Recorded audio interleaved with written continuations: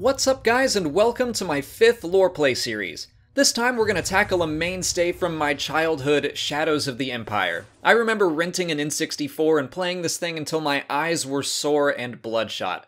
I was 9 years old and in 4th grade. My early memory of Star Wars books is pretty hazy, but I know Shadows of the Empire was one of the first Star Wars novels I ever read, and at that point in time, something that long was a big deal. I read the comic as well, and from there I remember jumping back to Truce at Bakura, and I began reading the books and comics after Return of the Jedi in chronological order.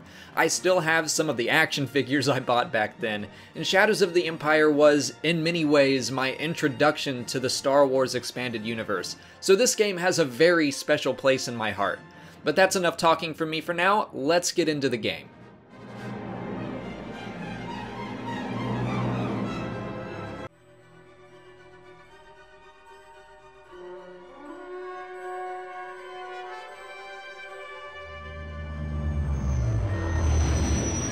Outrider to Echo Base, please respond. Captain, I've established contact with the rebel outpost on Hoth. This is Dash Rendar. Tell the Princess I've got that shipment of assault blasters she's been waiting for. Copy, Outrider. We've been expecting it. You are clear to land at Base 3.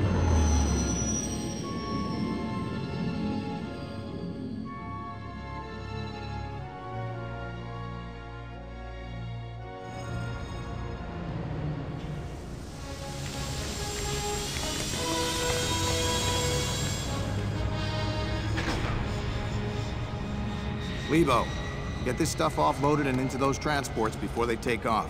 I just found out the Empire is about to ruin our day. Han Solo told me that Imperial walkers have been spotted on the East Ridge. I'm gonna jump into a speeder and help Rogue Group slow them down. You'll pardon me for saying so, Captain, but it's been quite some time since you've flown an airspeeder in combat, and... Don't get your servos in a twist, pal. Just make sure you collect the money for this load by the time I get back. And be sure to count it this time, will you? Rogue Group, we need to give our transports time to escape. Take out those Imperial probe droids. Be careful not to shoot our own turrets. I think it's pretty funny that a game I find so special opens up in one of the least special ways it possibly can, the Battle of Hoth.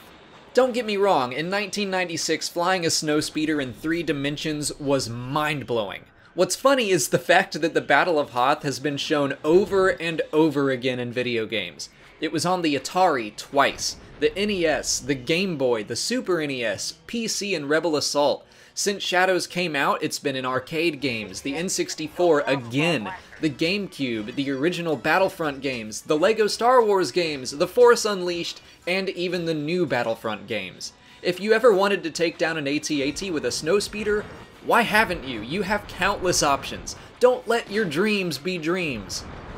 Before Shadows of the Empire, I had the Game Boy version of The Empire Strikes Back, and that game was ridiculously hard, except for the Battle of Hoth level. All you had to do was shoot this big clump of cable at the AT-ATs. Didn't have to fly around them or anything, just aim vaguely for the legs. And you could do that like 3 times. Once I was at a cable, I would deliberately crash, and you could take the rest of the walkers out on foot. Just use the grappling cable and a bomb, easy peasy. But I digress, because this game handles everything in a way that holds up shockingly well. This level is still a lot of fun to play.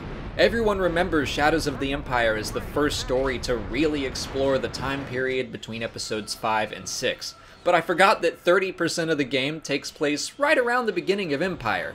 As Dash Rendar, we are flying under the call sign Rogue 12. It's never been stated who his gunner is, but maybe Dash is so awesome he doesn't need one. Something I like about this game and the whole Shadows of the Empire line of stories is that you kinda need to play the game, read the book, and read the comic to get the whole story. Dash doesn't play a major role in the comic or the book, but he's one of the first characters you think of when someone brings up the story. By the way, it's kinda funny how we're expected to take down the AT-ATs, AT-STs, and probe droids? Why? They were meant to find the rebellion, and they did. Damage done. There's no real point in focusing on them anymore. And you know what? Since I've been harping on how often the Battle of Hoth comes up in gaming, let me just say how frustrating it is to play it over and over and over. Not because I don't like the level, but because the outcome is always the same. You can beat the Imperials in record time, but it doesn't matter. They always blow up the shield generators. You can never, ever win. I took down all those walkers. Who's left to hit the shields? Oh well, I guess it's our destiny. That's it for the first level. It's pretty dang short, but this series will return next week, and we'll talk about Echo Base as we try to escape it.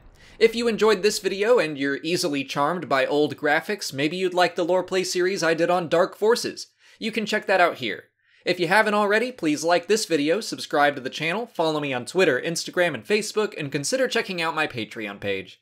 As always, thanks for watching, and may the Force be with you.